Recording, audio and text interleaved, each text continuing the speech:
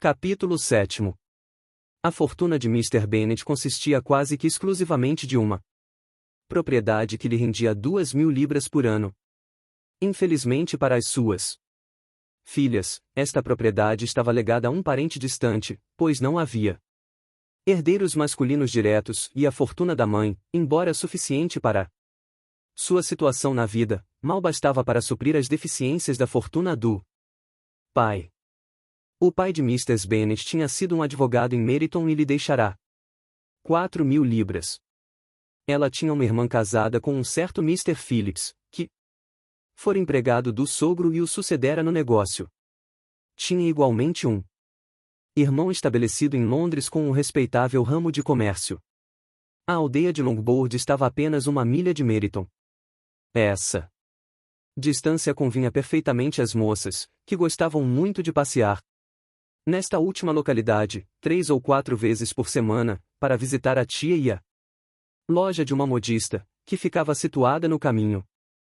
As mais jovens da família, Catherine e Lydia, eram as que mais frequentemente faziam aquele trajeto, tinham menos coisas que as preocupassem e, quando nada mais interessante se oferecia, necessitavam de uma caminhada até Meryton, a fim de preencher as horas da manhã e fornecer assunto para as conversações da noite.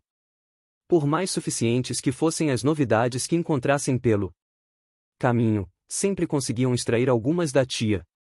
Presentemente, aliás, elas se encontravam bem supridas, quer de notícias, quer de felicidade. Graças à chegada recente de um regimento da milícia. O regimento deveria permanecer em Meryton durante todo o inverno, e lá ficava a sede do comando. As visitas das meninas a Mr. Phillips eram agora bem divertidas. Cada dia acrescentava novas informações ao que já sabiam acerca dos nomes dos oficiais e das suas relações. O lugar onde esses oficiais residiam não permaneceu muito tempo em segredo. E, finalmente, elas começaram a travar conhecimento com os próprios oficiais. Mr. Phillips os visitou a todos. E isto abriu para as suas sobrinhas as portas de uma felicidade até então desconhecida. Não falavam de outro assunto e a grande fortuna de Mr. Bingley, tema que invariavelmente despertava uma grande animação no meio das moças, era indiferente aos olhos de Catherine e de Lydia, perto dos assuntos que se referissem ao regimento. 32. Depois de ouvir, certa manhã, as suas efusivas discussões sobre isso, Mr. Bennet observou friamente. Pelo que deduzo das suas conversas, vocês devem ser 2 das moças mais tolas do país. Já o suspeitava, mas agora estou convencido. Catherine ficou embaraçada e não deu resposta, mas Lydia, com perfeita indiferença, continuou a exprimir a admiração que sentia pelo Capitão Carter e a esperança que tinha de vê-lo ainda naquele dia, pois ele devia partir para Londres na manhã seguinte.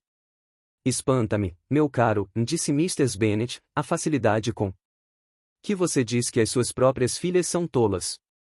Se eu quisesse menoscabar os filhos de alguma pessoa, de certo não escolheria os meus.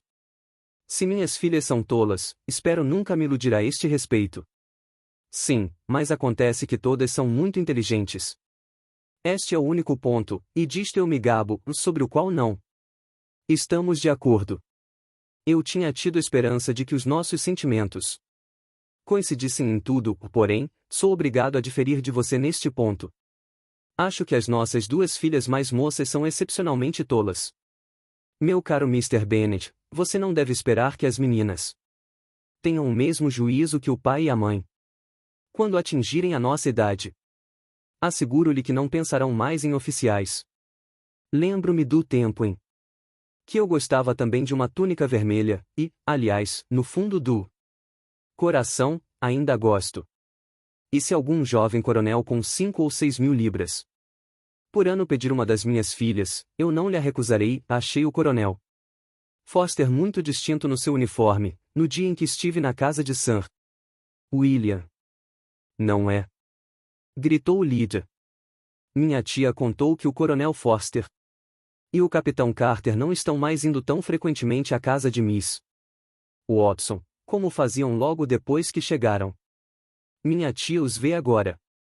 Frequentemente na livraria do Clark. A entrada de um criado que trazia um bilhete para Miss Bennet impediu que Mrs. Bennet respondesse. O bilhete vinha de Netherfield, e o criado esperava uma resposta. Os olhos de Mrs. Bennet brilhavam de prazer. E ela perguntou repetidamente, enquanto sua filha lia. Bem, Jane, de quem é o bilhete? De que se trata? Que é que diz o bilhete? Vamos, Jane, leia depressa e nos conte. Depressa, meu bem. É de Miss Bingley, respondeu Jane. Em seguida leu a missiva. Em voz alta. 33. Minha cara amiga, se você não tiver pena de nós e não vier jantar comigo e com Louise hoje à noite, correremos o risco de nos odiarmos pelo resto da vida, pois duas mulheres não podem passar um dia inteiro em tete-a-tete sem brigar. Venha assim que tiver recebido o presente bilhete. Meu irmão e os outros senhores vão jantar com os oficiais. Sua amiga de sempre. Caroline Bingley.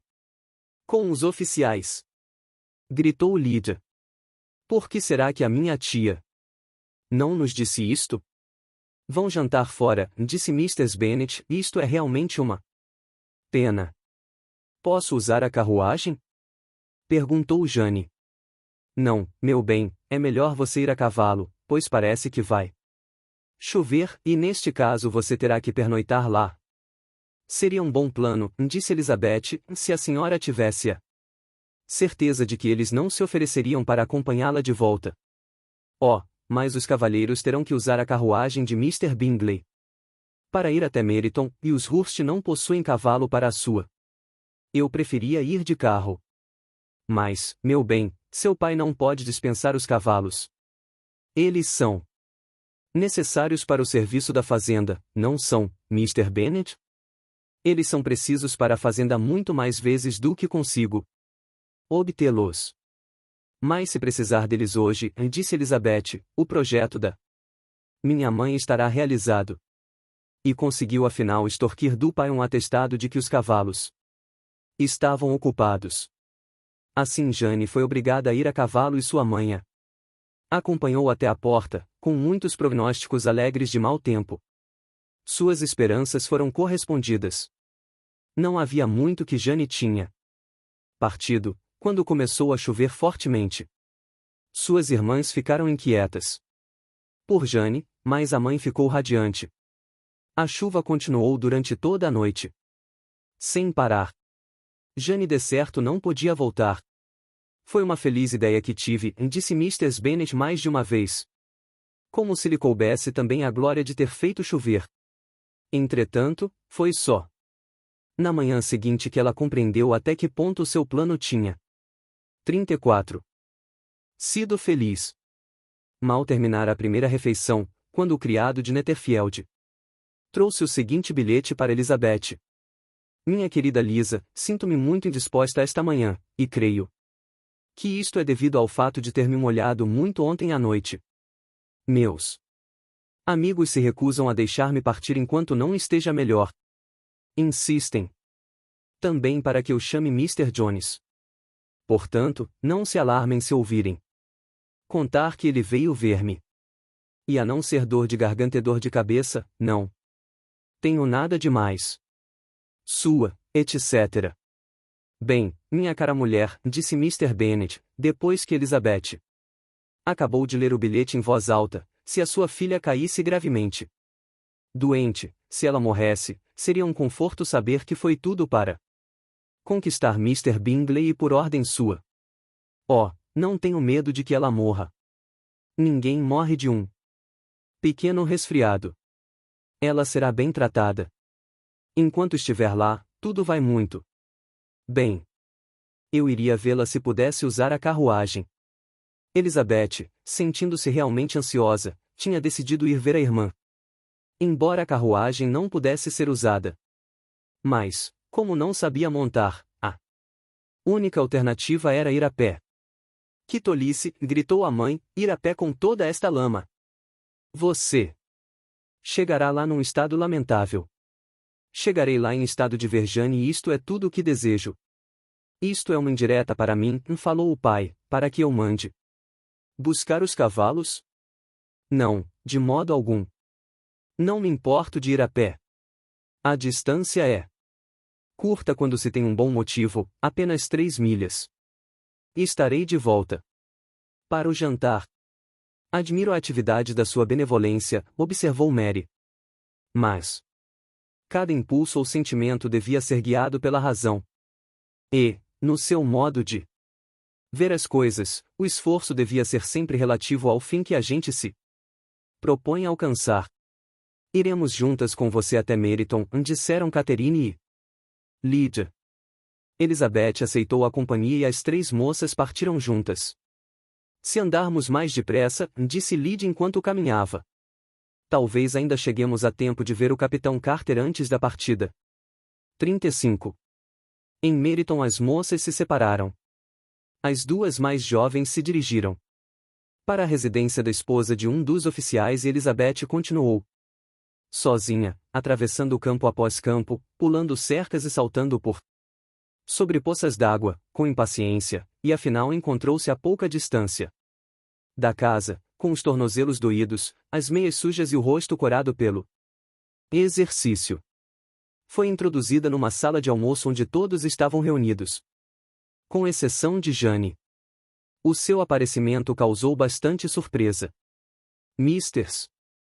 Hurst e Miss Bingley acharam incrível que ela tivesse caminhado 3 milhas tão cedo, com tanta umidade sozinha, e Elizabeth ficou convencida de que elas a desprezaram por isto. Receberam-na, entretanto, muito amavelmente. Quanto ao irmão dessas senhoras, havia nas suas maneiras mais do que simples polidez, havia bom humor e bondade. Mr. Darcy falou pouco e Mr. Hurst não disse nada. O primeiro estava em dúvida sobre se devia admirar as belas cores que o exercício emprestara ao rosto da moça ou refletir que o motivo talvez não justificasse a sua vinda sozinha, de tão longe. O segundo pensava apenas no seu almoço. As perguntas que Elizabeth fez a respeito da irmã não foram favoravelmente respondidas. Miss Bennet tinha dormido mal, e, embora estivesse de pé, sentia-se muito febril e não podia sair do quarto. Elizabeth disse que gostaria de vê-la imediatamente, e Jane, a quem apenas o medo de causar incômodo e de produzir inquietude impedira de exprimir no seu bilhete o quanto ela ansiava por uma visita, ficou encantada ao ver a irmã entrar. Não estava entretanto em estado de conversar muito, e quando Miss Bingley as deixou juntas, Jane pouco mais pôde exprimir além da gratidão que sentia pela extraordinária bondade com que era tratada. Elizabeth a ouviu em silêncio. Depois que a primeira refeição terminou, as irmãs de Mr. Bingley entraram no quarto, e Elizabeth começou a simpatizar com elas quando viu com quanta afeição e solicitude tratavam Jane. O farmacêutico veio e, tendo examinado a paciente, disse, como era de supor, que ela apanhara um violento resfriado e que necessitava de tratamento. Aconselhou-a a voltar para a cama e prometeu que lhe enviaria remédios. O conselho foi seguido, pois os sintomas da febre se agravaram, bem como a dor de cabeça. Elizabeth não saiu nem uma só vez do quarto, nem as outras senhoras. Tampouco ficaram muito tempo ausentes, como os cavalheiros estivessem fora, não tinham de fato outra coisa a fazer. Quando o relógio bateu 3:36 horas, Elizabeth sentiu que devia partir. E muito contra a vontade, falou o que sentia. Miss Bingley lhe ofereceu a carruagem, e ela estava quase aceitando quando Jane se mostrou tão pouco disposta a separar-se da irmã, que Miss Bingley foi obrigada a converter o oferecimento da carruagem num convite para pernoitar em Netherfield. Elizabeth consentiu com gratidão e um criado foi mandado a Longbourn a fim de prevenir a família e trazer de volta um sortimento de roupas. 37.